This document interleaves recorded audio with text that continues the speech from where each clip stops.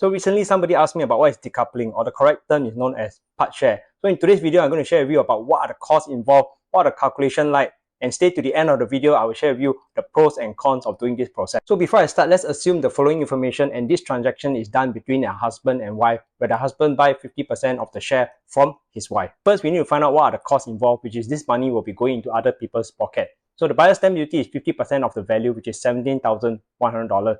And the legal fee is about $6,000 because there are two transactions, one buyer, one seller. So total cost is about $23,100. Next, we need to find out what is the new loan the husband will be taking, assuming he passed the TDSR test. So the existing loan is $500,000, and half of it, which is the wife portion, will be $250,000. And the value of property is $1.5 million, and half of it is $750,000.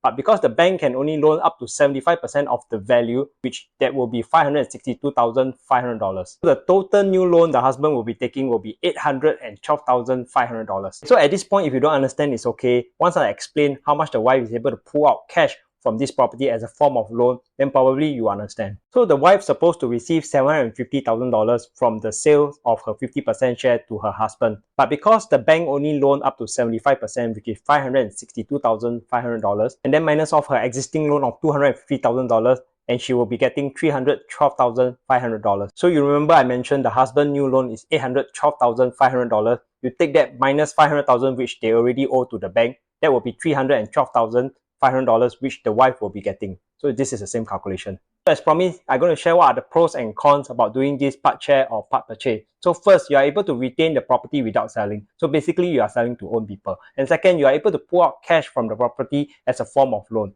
And third, you are able to free up one person's name so that the next person can actually buy another property if she wants. Okay, so here are the downsides. If the funds are being misused, the couple actually incur more debt. And second, this involves costs such as buyer's stamp duty and legal fee, depending on the property value. And last but not least, if the couple have no trust, they can kick each other out of the house. So use this thing wisely.